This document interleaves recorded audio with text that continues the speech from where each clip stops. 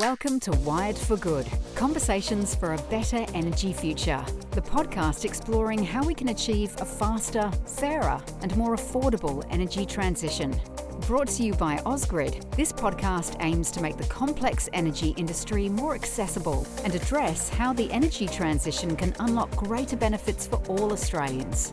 Join us as we bring together leaders and experts to tackle the big questions on what's needed to achieve an energy future we're proud to leave as a legacy for the next generation. We had such a great discussion with Lord Adair Turner that we didn't want you to miss a single insight. So we're sharing it as a special two-part series. Here's part one, where we unpack how Australia's progressing in the global energy transition. Enjoy the conversation. Hello and welcome to Wired for Good, the podcast where we explore the people, ideas and innovations shaping Australia's energy future. I'm your host, Sarah Aubrey. In this episode, we explore the global energy transition and Australia's role in it. The need to decarbonise is common across the globe, but the solutions, progress and politics vary vastly across regions and countries. So today we're going global and taking a broad look at the transition, but we will dive deeper into how the transition in Australia plays a critical role in achieving the targets we have signed up to globally. And talking about targets, let's find out if we're on track. Have we left the Paris Agreement behind us? And what's next? What targets should we be setting for ourselves given current progress? To guide us as we journey across the globe, we're joined today by the Right Honourable Lord Adair Turner, Chair of the Energy Transitions Commission. Welcome, Adair. It's a great honour to have you here in Australia. Well, great pleasure to be here. Can I call you Adair? Certainly, yeah, absolutely Adair. Yeah, Brilliant. Of course. Adair, we'll call it the ETC from now on. What is the ETC and what does it do? Well, the ETC, because it's called Commission, sounds like somebody appointed it or it's terribly official. It's actually just a freely arising voluntary coalition of mainly companies, but also some environmental NGOs across the world. It got going in January 2016, just after the conclusion of the Paris Climate Conference, what's called COP21 in the parlance of these things. And it was originally about 15 companies. It's now about 50 across the world. Here in Australia, we only have one member at the moment, and that is Ausgrid, our members. But we have Chinese members. Longji Solar, the biggest maker of PV manufacturers in the world. Envision, one of the biggest makers of wind turbines. But we also have many European companies like Vattenfall and Iberdrola, ArcelorMittal and Tata, which make steel. And we've got Indian companies such as Renew Power. And Tata Steel is obviously based in India as well. So this coalition, which it crosses lots of different sectors, and includes oil and gas companies. We have Petronas from Malaysia, Shell in the oil and gas space, but also a lot of companies in renewable electricity, a lot of companies, grid companies, technology companies. All of them have come together, and we are all committed to working out how we can build a zero-carbon economy. We say in all rich developed economies by 2050, in all the developing world by 2060.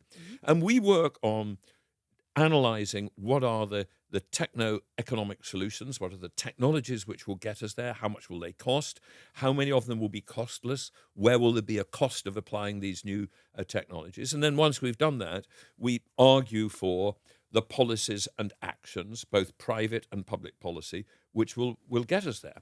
And we do work at global level on all the technologies, but we also do deep dives. We've done deep dives, for instance, into the Chinese economy. We did a very deep dive back in 2019 on how China could become a zero-carbon economy. We've done deep dives into the Indian power system. How can you decarbonize Indian power? And we've become, over the last 10 years, an influential body, hopefully off the quality of our work, and we get invited by governments, by companies to talk to them about what our conclusions are and how we drive this transition. And how do those members work together? Well, they do work together. I mean, they pay for the secretariat. We have a permanent secretariat of about 15 people doing both analysis and communications and member administration, all the different things you'd expect. But we work, when we do analysis, in a way which deeply involves our members. So we decide to look at a particular subject, like, where are we really on the development of hydrogen? Big issue as to whether we went through a hydrogen hype and have pulled back from it, or how do we need to manage, transmission grids in a more efficient and effective system. We pick an issue like that and we decide we're going to deep dive into it and produce a report. But then we have workshops with all our members attending. I mean, they are workshops, they're remarkable things. They last for, 4 or 5 hours with 50, 60 people, online in a workshop. And we're going through, from the Secretariat's point of view, our initial thoughts on what our analysis is telling us we think is the answer. But then we're sharing it with our members and getting their input. And on any one issue, there will be a particular set of members who are the real deep experts on that issue, and we'll spend time with them. We then develop draft reports, draft points of view, and then we try to get all of our members to sign up to it. Now, as you can imagine, there's a sort of challenge there of how do you write a report with 50 members which isn't just a complete mess. You can never write anything. And working in completely different... You can never write anything by committee. So that is a part of our secret sauce. What we have to say to our members is, look, we've got to write something which has real strength and is clearly written and reaches clear conclusions. And members at that stage have to compromise. And sometimes you get them and say, well, yeah, I wouldn't personally want to say that, but as long as you put in a footnote which sort of says, well, there may be some circumstances where that doesn't apply, we get member agreement. But on the whole, we tend to be able to get all our members to agree to things which, if you read them, they're not lowest common denominator reports. They say, punchy, fact-based things. They reach conclusions. They argue for a particular point of view. And that's something, somehow we have managed to develop that despite this amazingly disperse membership, both by sector of the economy and by country, but also, in addition to our member companies, we have NGOs like the World Resources Institute or the European Climate Foundation or the Rocky Mountain Institute. Along the way, we have had some where we've had big debates. To give you an example, there was a very big debate in the membership about biofuels.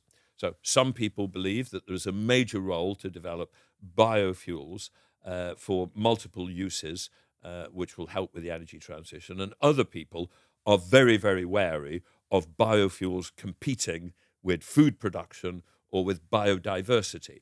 And I think on that one, we probably had a wide range of points of view as to what was a sensible thing to say about the relative role of biofuels. But we have to go through those arguments, and the very process of going through the arguments, fine-tunes our analysis. It forces us to be, really fact-based and analytically based and try and work out what are some of these trade-offs and difficult issues in the energy transition. So when you have a report that you come up with, what then happens beyond that? Well, we launch it, we put it out, we typically have a lot of media around it, but once it's out there, that's not the end, indeed that's the beginning. We will then often produce regularly over the following years, short updates, recommunication. I think one of the rules of communication in general is you have to communicate a message so many times that you personally are completely bored rigid with it before you have any chance that it's getting through to the relevant people. Now, we spend a lot of time actually debating who is the relevant people, who are we communicating to. I mean, at one level, our reports are not read by, the broad public, but we need to get them pretty wide. We want to get them to tens of thousands of business executives across the world to influence their opinion about what is technologically possible. We want to get it to civil servants and politicians across the world to help them understand, if we're going to have this energy transition, what categories of policy are required to make it possible for business to make the decisions. And then we keep thinking about how far do we have to go towards the consumer end, because of course we live in a world now with social media. There's a lot of misinformation out there. And so there's a danger that the spread of misinformation informs what some politicians believe and gets in the way of rational policy. So And I think it's not easy for us to become, social media, giants and compete with the people who have huge followership. I don't know, Adair. I think But- you've got influencer written all over you. but we know we have to play it, and we also try to reach out to general public events as much as possible to get the message over. So there's a whole series of different ways that you have to communicate. And by the way, it varies country by country. I mean, we produce reports in China. Now, what matters in China? China is, in a sense, a more elitist culture. I mean, if you get through to the top 1,000 of people in China, and if you convince them, you probably do get the policies following it, Right. because there isn't the same, social media challenge to the leadership. So our communication there can be a bit more of an elite communication. But I think in other countries we have to we have to get messages out into the argumentative arena of democratic politics and help win the debates. Well, the problem is that it's become a political football. It has become of a football much more than it was. Even over the last 10 years, it's become a political football. And interestingly, not sometimes a political football of actual disagreements about the economics, but wrapped up with the culture wars. Yes. I mean, let me give you a bizarre thing. Right-wingers like big nuclear plants and big coal plants because they're sort of big and macho, and left-wingers like solar panels because they're nice and decentralized. I mean, people who, sometimes their points of view are not driven by looking at the facts. They're driven by these cultural, these almost aesthetic belief systems. And one has to recognize that. My own tendency as a professional economist and somebody who likes facts might tend towards the belief that, if you convince somebody of the rational economics, you've won the argument. But often the arguments are driven by something which have nothing to do with, they're emotional, they're aesthetic, they're stylistic, they're cultural. And being amplified on social media. Yeah. So at a global level, are we on track to achieve Paris Agreement targets? No. So the Paris Agreement target was twofold. It was, we definitely commit to limit global warming to well below 2 degrees centigrade, and we ideally aim to limit it to 1.5 degrees centigrade. This is the temperature increase above pre-industrial levels. The 1.5 degree limit there was actually very strongly argued by countries down in this part of the world, specifically the Pacific Islands, for some of whom warming significantly above 1.5 degrees centigrade is literally an existential issue. I mean, some of them will almost cease to exist with the rise in sea levels if we don't limit to that. So where are we against those two targets? Well, the sad point is we are not going to limit global warming to 1.5 degrees centigrade because we're pretty much there already. It's averaged that over the last 3 years. The only way to limit it now would be to cut emissions to zero almost immediately, and we're not going to manage to do that. There is no country in the world that is committed to that. So I think, sadly, the International Energy Agency, with whom we work a lot, but they do really brilliant scenarios, deep scenarios of what different combinations of policies would produce in terms of temperature. Their most extreme scenario, if the world really, really got serious about pursuing net zero and delivered not only the commitments that have been made, but much stronger commitments, they still see it at 1.65 degrees centigrade by mid-century. But actually, if you take their scenario, which doesn't do that optimistic thing, but says, where are we on the basis of stated policies at the moment, policies which governments are committed to introduce, we're heading to 2.5 degrees centigrade of warming. And that will be disastrous for humanity. Already at 1.5 degrees centigrade, we can see very big and harmful weather effects. We can see big increases in droughts and extreme rainfall events, wildfires, etc., which in parts of the developing world, cost hundreds of people's lives at these events, and it's going to get worse for every 0.1 degree centigrade above 1.5. So, it's bad, but we're not going to limit it to 1.5. That's a sad fact. The crucial thing we believe now important is to take the prime Paris target, well below 2 degrees centigrade and make sure that we achieve that. Now, you can get worked up about what exactly does well below mean, but it doesn't mean 1.95 and it doesn't mean 1.5. Maybe it means 1.7, 1.8. We've got to make sure that we get to that level, that we start from that sort of 2.5 that we're heading to on current policies, and we work out what are the changes in policies, the changes in investments, which can get us still below 2 degrees centigrade. And that is possible, but it requires a lot of work to achieve it.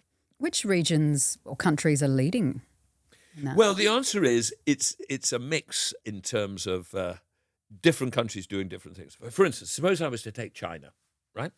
If you looked at China's emissions, you wouldn't say they're leading. China is now by far the biggest emitter in the world, and China's per capita emissions are now higher than European or UK emissions. They're still below Australian per capita emissions, which are some of the highest in the world. But China is no longer, a poor little developing country. It is a huge emitter. On the other hand, China is developing and deploying the clean technologies faster than anybody else. So half of all solar panels in the world are going in China. China now has over 50% of all passenger car vehicles being bought are electric. China is driving down the cost of electrolyzers from which we can make green hydrogen. So whenever I go to China, I say, look, there are two stories told about you, and they're both right.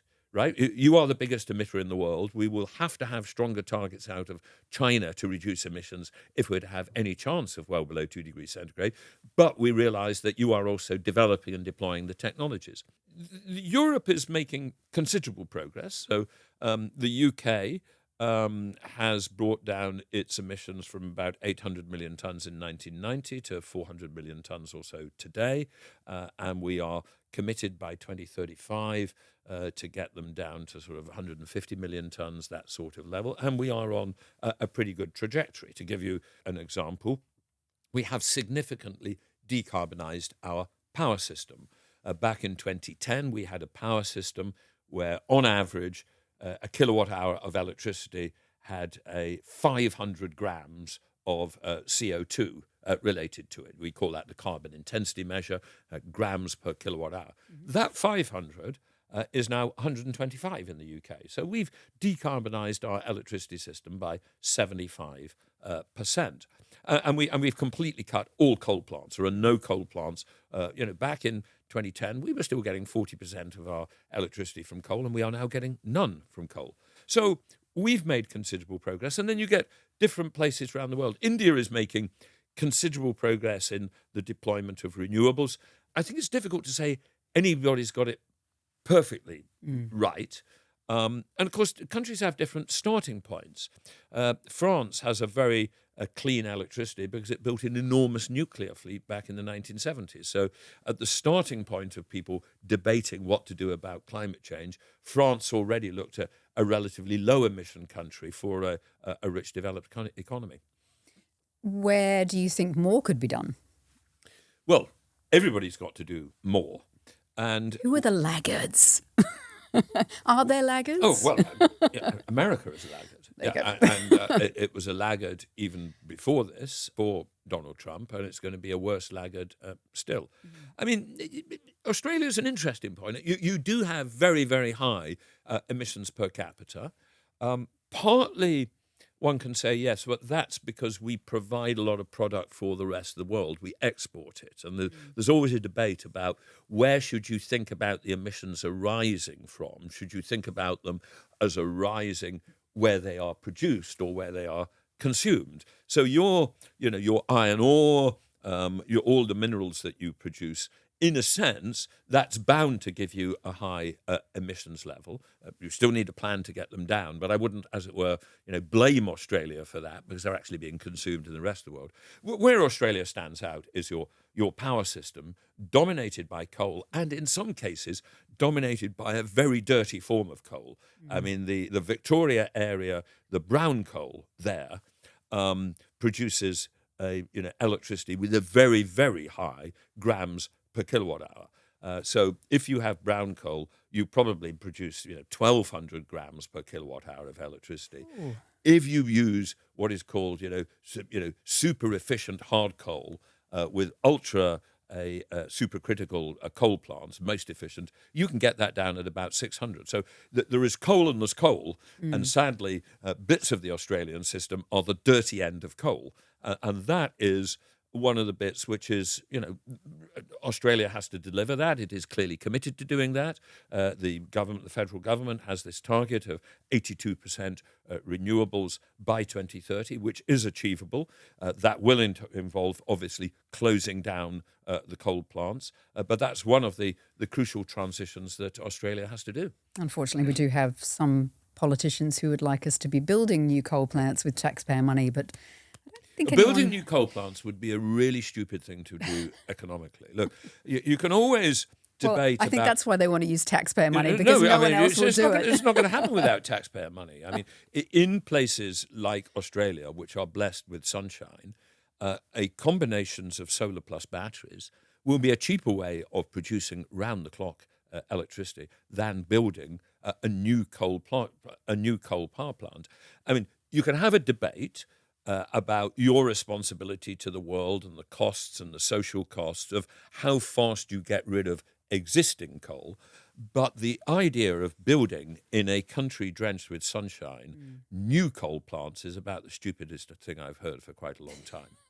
Do you think wind, you mentioned solar there, but do you see wind being a bigger part of Australia? Wind is important as well. Look, we did a report last year, it's on our website, called Power Systems Transformations. And we looked at how in different parts of the world you could build power systems which are as much as 80 or 90% dependent on intermittent renewables, which means wind and solar, as against hydro, which we call dispatchable, because if it's behind a dam, you can decide when to switch it on or not. With wind and solar, obviously, the wind and the sun decide when to switch it on. So we call that intermittent. So we looked at, can you build systems which are 80, 90% dependent on intermittent renewables? Can you make them technically work? Answer is definitely yes. But also, how are you going to balance supply and demand? What are you going to do when the sun doesn't shine and the wind doesn't blow? And we worked out what would be the cost of that in 4 different regions of the world. We did it in the UK, which is a wind belt dominated country, India, where most of the renewables will be solar, China, where it's 5 or 6 different climatic zones, so there will be a bit of everything, and also Spain as a sort of Mediterranean climate, not dissimilar in a way to some bits of Australia. And what we found is that in every one of these locations, we will be able to run renewable-dominated electricity systems with a total system cost. So that's the cost of the generation and the storage and the transmission, an all-in cost, which will be lower than the cost of fossil fuel-based systems. But we also found that it's going to be much cheaper in what we call the global Sunbelt than the high-latitude wind belt. And that is for 2 reasons. It's because, one, although both solar and wind are coming down in price, solar is hurtling down in price, whereas wind turbines and wind are gently coming down in price. So there's an extraordinary cost reduction going on, both in the cost of solar and the cost of batteries. So, solar is getting cheaper than wind. And the second point is that in the global Sunbelt, let's take India, there is some seasonal variation in wind and solar supply with the monsoon, but broadly speaking, there's intense sun most days of the year. So the balancing problem, the problem of balancing supply and demand, is primarily diurnal. It's day to night. It's how do you keep the air conditioners going after the sun has come down? And batteries are a complete solution to that. Do you feel like batteries have they've taken off, yeah. Like in just in the last few years, yes? Yeah. Whereas in the wind belt up in northwest Europe, we're going to get most of our renewables from wind. And that can go all day. It can go all day, but it can also stop all day. Right. Because every now and then we get in the North Sea between Britain and Norway, we get an anti-cyclone weather system and we lose the wind. And we can lose the wind for 10 days. Really? And balancing that is a much bigger challenge than a day to night. So overall, sunshine is going to be cheaper than wind, but the really favoured countries are ones which have sunshine and wind, and actually Australia has that. And Australia will need, I think, the primary bed of your future power system will be solar. That'll be the single biggest source. But wind helps reduce the cost of it as well, because it means that part of the nighttime electricity is going to be provided by wind. So I would expect to see in Australia a mix of a lot of solar, a lot of batteries, but a fair amount of wind as well. And I would assume that solar is quicker to build. Same with Solar batteries versus Solar and batteries wind. are quicker to build. And I mean, the cost reduction is extraordinary. Over the last 50 years, the cost of solar panels per watt of power that they can produce, they haven't come down 90%. They haven't come down 99%. They've come down 99.9%. They cost a thousandth of what they did in 1975. Now, of course, at that stage, they were just experimental things. But they've come down 95% just in the last 15 years. And they're going to go on going down. The cost per power is going to halve again in the next 10 years. Indeed, when I say that, the only thing that I worry is that I'm going to look stupid because I understated how much they are. What we have here is a technology which is, for a set of inherent reasons, subject to relentless cost reduction. It's rather like semiconductors. We know how semiconductors always fall in price. And batteries are the same. And in particular, you were saying a minute ago, batteries is really taking off now. What has happened over the last 5 years is just a stunning reduction, about 60%, in the cost of storage batteries, both the sort of storage batteries that you put in your house, 10 kilowatt hours or 40 kilowatt hours, in the tens of kilowatt hour ranges, and what's called utility scale storage, where there's been the development of what people call the containerized solution. In the factory, the batteries get put in a standard shipping container shape, along with whatever combination of inverters or battery management system or cooling system they need, and the thing, in a standard shipping container fashion, then gets taken through the shipping process of the world, and it ends up, and it's plug and play. And this is an innovation which has occurred over the last 5 years, and it is transforming the speed at which we can deploy battery energy storage on large scale outside the home. Sometimes at the distribution network level, sometimes at the transmission network level, but outside the individual premise. And that brings part 1 to a close. But our conversation with Lord Adair Turner didn't stop there. Join us in part 2 as we pick up where we left off and delve further into the future of the energy transition. For more info on today's episode, visit wiredforgood.com.au. And don't forget to follow us on YouTube, Spotify, or Apple Podcasts so you never miss an episode.